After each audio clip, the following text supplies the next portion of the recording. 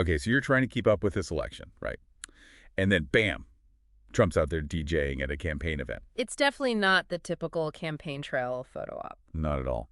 So we're diving into this NBC article that breaks it all down.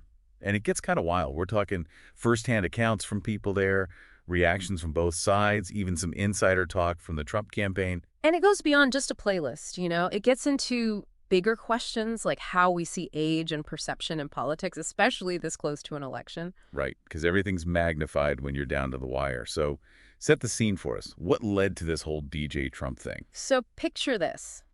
A town hall in Oaks, Pennsylvania.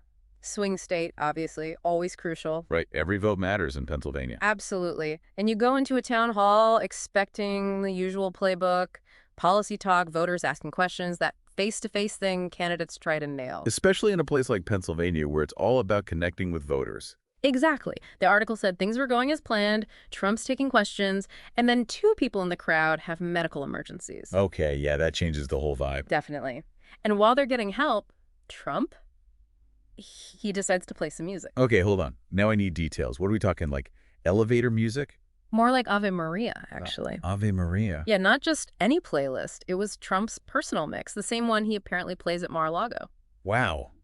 Okay, now I got to know, what was the reaction in the room like? I mean, you've got people expecting politics, maybe some patriotic music, and suddenly it's Ave Maria. Yeah, the article talked about this noticeable shift, and the reactions were all over the map. Some loved it, called it a love fest, but others, not so much. One person even said it was like a weird church service. A weird church service. Okay, we got to dig into that. What do you think was going through the minds of those who loved it? I think you got to remember, Trump's got a really loyal base.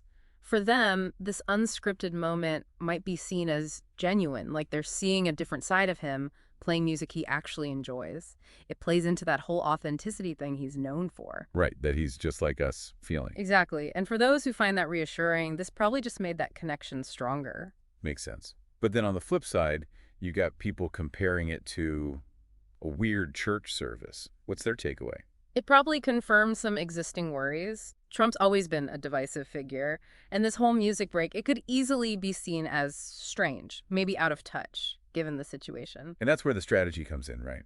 Because love it or hate it, everyone's talking about DJ Trump now. Right. You know what they say, any press is good press. Exactly. And it plays into this whole idea of authenticity in politics, doesn't it? For sure. Voters want someone genuine, relatable, but they're also looking for a leader who seems in control. It's a tough line to walk. Totally. So how do you think this whole thing, especially for those on the fence about Trump, plays into all of that? It's kind of like a test, How they see this depends on how they already see him.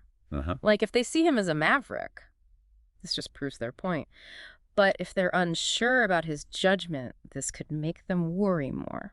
It's like we're all seeing what we want to see. Exactly. Speaking of different perspectives, how are the Democrats spinning this? Because they're not just letting this go. Oh, definitely not. The article said they're jumping on this, using it to question if Trump's even mentally fit to be president. Which, let's be real, that's not a new tactic. But it feels different this time around. It's the age thing, right? Yeah. Trump would be the oldest president ever, and after Biden dropped out because of age, it's a hot topic. So it's like they're using the same playbook that was used against them. Yep. It shows how these campaign strategies, they shift, they get reused. And it's even more powerful now when everyone's worried about age and, mental sharpness. Totally. So how is the Trump campaign responding to all this? They can't just ignore it, right? They're in full damage control, as you'd expect. The article said they're focusing on how much his base loved it, called the whole thing a love fest, said the music was just to be nice after those medical emergencies. Okay. And they're saying he's sharper than ever, pointing to how busy he is campaigning as proof. So the classic talking points, he connects with his people, he's got energy, he's mentally all there. But do you think it's working? Depends who you ask. His base probably eats it up. But those who are unsure, it might not be enough. It's all about how the media spins it. Right. Is it a charming moment or a sign he's unstable? Exactly. And it gets even more interesting because then you have Kamala Harris weighing in. Oh, right. The article mentioned she's also questioning if he's fit to be president, even challenged him to release his medical records. Oh, that's bold. Wasn't that used against her running mate last time? Totally. Ooh. Politics is a funny thing. And now it'll be interesting to see what Trump does. He's never wanted to release his medical records before. It's like the rules are changing. Talking about a candidate's age used to be off limits, but now it feels like anything goes. Yeah, it's a tricky one. It is. On one hand, shouldn't we know if a candidate is healthy, including their mental health? Right. Especially for president, that's a demanding job. Absolutely. Voters should be informed. Yeah, But at the same time, you don't want to just write someone off because they're older. There's a fine line there. for sure. It's about finding that balance. Exactly. And this whole DJ Trump thing, planned or not, it really makes you think about all of that. It does. And for voters, it's a reminder to be smart. Don't just believe everything you hear. Right. Look at what's actually happening, listen to different sides, and then decide for yourself. It's easy to get caught up in the day-to-day drama of a campaign, It is. but this whole thing, it reminds us to think bigger. What do we really want in a leader? Does age matter? Experience? Yeah. And I guess even their taste in music. It's true, isn't it? This one little thing, it's brought up so much.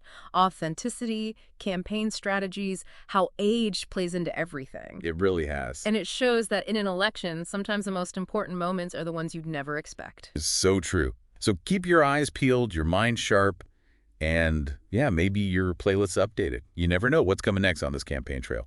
Until next time, happy deep diving, everyone.